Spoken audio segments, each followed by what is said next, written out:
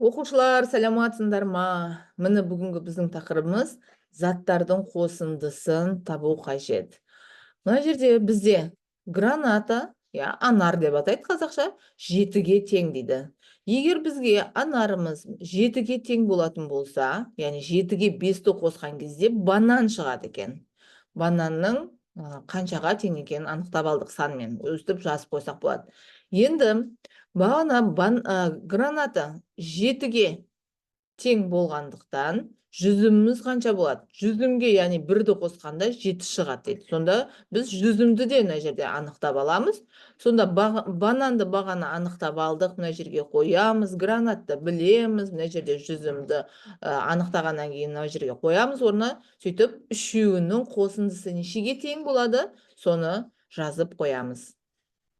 Ал бізге мынандай тапсырма келсе, бізде ракетаны сұрасын, немесе инопланетянды сұрасын, қайсысын сұраса да біз екеуін де табуға әрекет жасауымыз керек. Мына 4. Қандай санды қосқанда 4 болады? Ол бізде білетініміз 2-ге 2-ні қосқан да 4 болады дейтін болсақ, екеуі де бірдей болу керек еді. Мынау да ракета болу керек еді, немесе мынау да инопланетян болу керек еді. Бізде екеуі екі түрлі, сондықтан 2-де 2 дегеніміз ол дұрыс емес.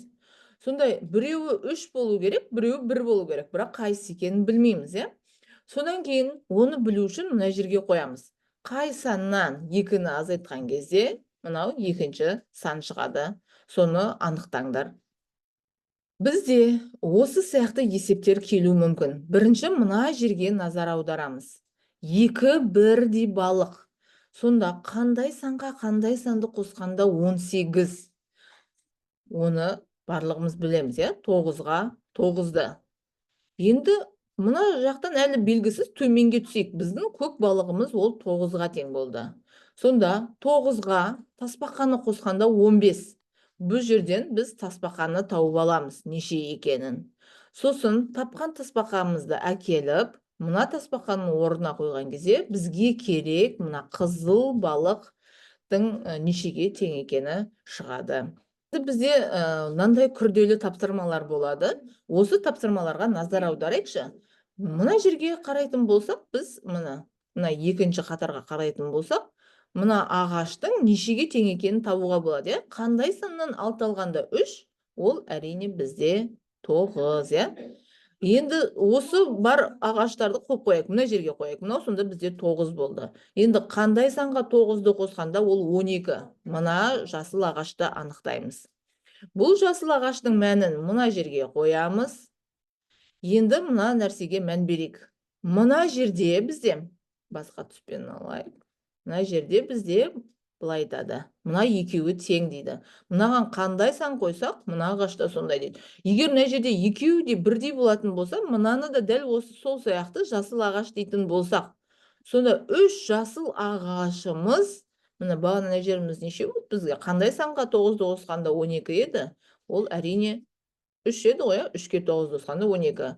Мынауымыз егер бізде 3 болатын болса, міне қараңдар, 1, 2, 3 бірдей ағашты бір-біріне қоссақ 3 шығады. Сонда әр қайсысы бұның нешеге тең болып тұрған екен? 1-ге тең болып тұрған. Міне, мынауымыз да 1, мынауымыз да 1, екеуі тең ғой. Енді тағы да назар аударатын жер, бізде математикада бірінші көбейту амалы орындалады. Егер бұл бірінші азайтып, немесе қосып, соны орындап қойсаңдар, есеп қате шығады. Сондықтан бірінші орындайтынымыз көбейту амалы. Міне, мына 2 ағашты көбейтеміз, сосын мына ағаштан осы 2 көбейтіндіні азайтамыз. Бізде тағы да мән беру керек есептердің бірі осы есеп. Бірінші мына бірдей маска, бетке тағатын маскаларды көрейікші. Бетке тағатын маска үшеуінің қосындысы 9 екен. Сонда бір маскамыз біздің 3-ке тең, міне 3 деп жазып қояйық. 3, үшеуін қоссақ 9 тең.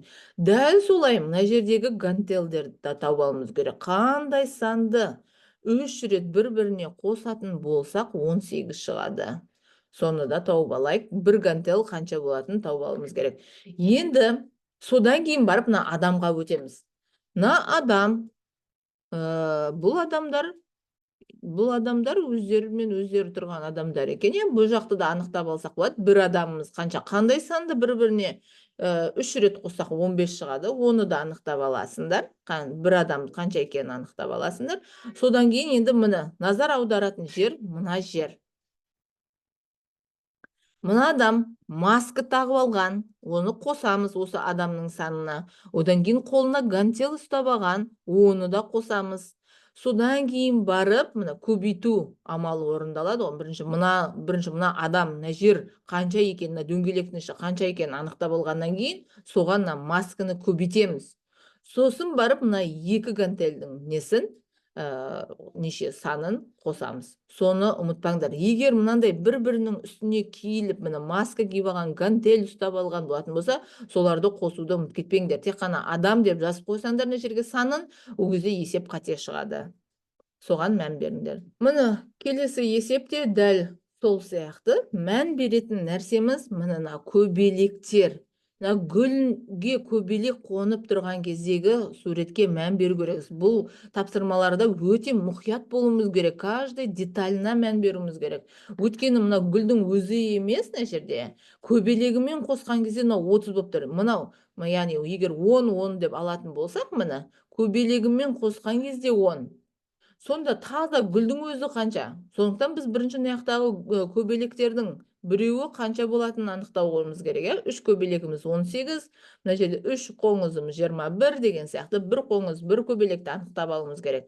Мына жерде жалғыз гүлдің көбелекті алып тастағандағы жалғыз гүлді тауып, онымен қоңызды бірінші көбейтеміз. Тағы да айтам, қайталап, бірінші көбейту амалы орындалады. Содан кейін барып көбелекті қосамыз. Кешке дейінгі уақыт беріледі. Енді мына жерде ойланып қарайтын болсақ, мына жерде екі мындай печенье бір бұғының баласына тең екен. Сонда мына бір бұғының орнына мына екі печеньені қоямыз. Сонда бізге осы екі печенье, тағы да бір печенье, яғни 3 печеньеміз 18-ге тең болатын болса, бұл жерде көбейту таблицасын екінші сыныптар уже білу керек.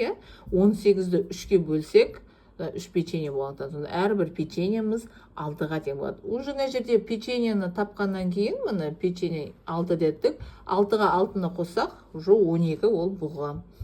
Мына жерде печенье 6 дедік, 6-ға нешені қосамыз 20 болу үшін. Соны мына жерде табамыз.